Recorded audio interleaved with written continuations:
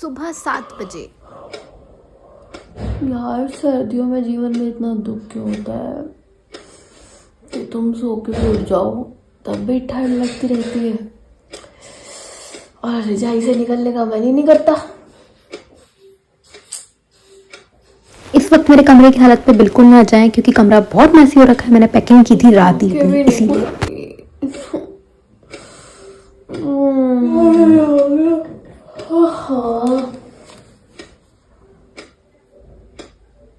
साढ़े 7 हो गए,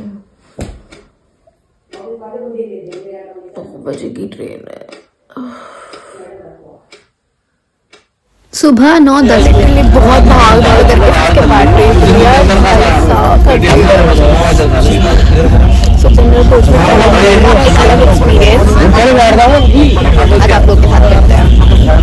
शुरुआत में कुछ इतना भरा हुआ था और वो बच्ची जो लाल टोपे में थी ना वो मुझे घूर रही थी। मैंने दाल आई थी 10 रुपए की, वो ले ली और आराम से खाई, मस्त एकदम बढ़िया लग रही थी क्योंकि मैं भूखी थी, सुबह से कुछ खाया नहीं था। यहाँ पे कैमरा सेट करने का ना कुछ अलग ही लेवल का स्ट्रगल था। बड़ी मुश्किलों में मैंने जाके कैमरा सेट किया और करीब 10 बजे के करीब ना मैंने खाना स्टार्ट किया। तो ये इसमें मैं हींग का अचार और पराठे लेके आई थी आलू के।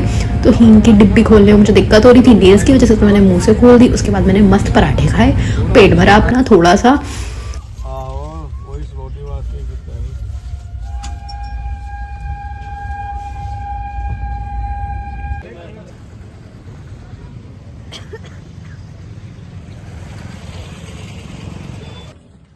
जैकेट जो कि अपनी निकाल चुकी हूँ मैं, अब कुछ नहीं बचते अब फिर ये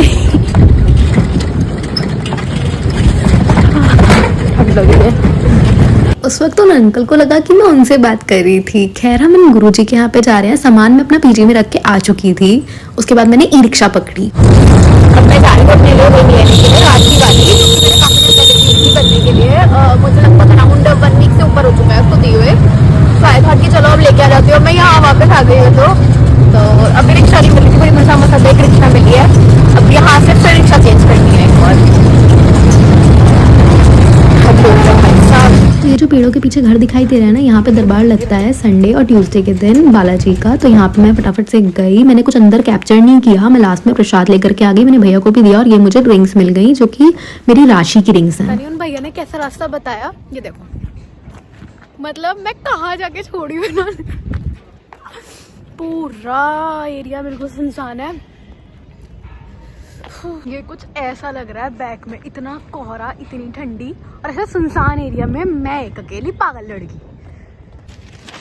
अंगूठियां तो मिल गई लेकिन उनके चक्कर में मैंने ना इतना ट्रैवल किया। पर मुझे चीज़ लग रही है पता है, क्योंकि मैं ना जब उधर से गई थी तो मैंने 100 रुपये दिए उन भैया को और इधर से वापस आने में मुझे कुछ देना तो नहीं पड़ा क्योंकि वो उन्होंने लॉट फेयर दोनों के 100 ले लिए।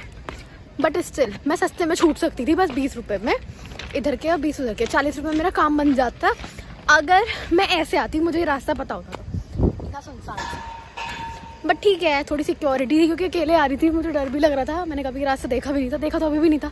बट उन भैया ने थोड़ा गाइड किया जिन्होंने 100 रुपये लिए मार लिए एक्चुअली। तो उसके बाद मैं यहाँ आ गई। यहाँ के प्लेटफॉर्म नंबर 3 पे आ चुकी हूँ। अब प्लेटफॉर्म नंबर 1 पे जाना है।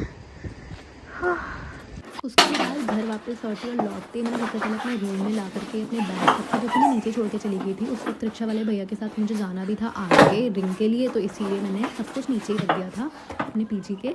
फिर बैग्स रखे, उसके बाद मैं गई चाय पीने के लिए क्योंकि ठंडी लग रही थी बहुत गंदी वाली और सुबह से ट्रैवल ही कर रही हूँ, कुछ लिक्विड नहीं किया। तो बाहर जा करके मैंने चाय के लिए पहले तो वेट किया, ऑर्डर कर दी थी। 15 रुपये की चाय मिल जाती है यहाँ पे और बहुत अच्छी चाय थी। ऊपर से मुझे खांसी कफ मतलब और साथ में ये स्नीजिंग ही कहते हैं, स्नीजिंग जो भी कहते हैं उसको, मतलब बहुत ज़्यादा ऐसे नाक चूरी थी मेरी, हिंदी में बोलूँ तो।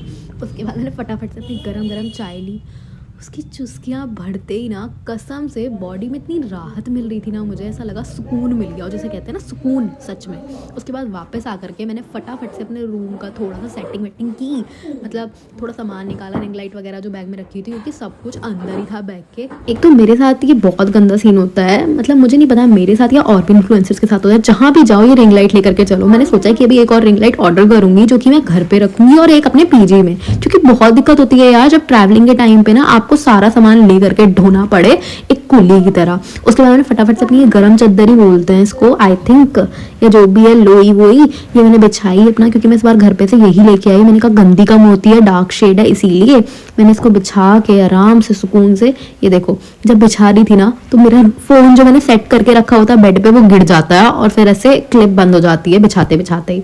उसके बाद मैंने थोड़ी अपनी अलमीरा खोलने की कोशिश की, लेकिन उसके लिए मुझे चाबी चाहिए थी, चाबी मिल नहीं रही थी। फिर फाइनली मुझे मिल गई, मैंने लॉक खोला और ये अलमीरा ना इतनी खुल रही है क्योंकि मेरा रूम छोटा है और अलमीरा बड़ी हो गई है। इसी वजह से मैं दूसरी जो रूममेट है उससे चेंज करूंगी, मतलब पीजी मेट है बेसिकली वो मेरी, तो उसमें से गद्दा निकालते हुए ना, मतलब रजाई निकालते हुए मुझे मेरी मशक्कत इतनी गंदी वाली लग रही थी। उसके बाद शाम को गई मैं हनुमान मंदिर, अब ट्यूसडे और मेरी हाथ ही रहने लगे हनुमान मंदिर में, ऐसा कैसे हो सकता है, और वो भी जब खाना मिल रहा हो। अब वहाँ भंडारे में ना हमें खाना भरपेट मिल जाता, तो यार मैं क्या करूँ, 40 रुपये बच जाते हैं मेरे एक टाइम के टिफिन के, और एक स्टूडेंट के लिए ना 40 रुपीज़ बहुत होते हैं, वो भी इंडिया में रह करके, तो सच्ची।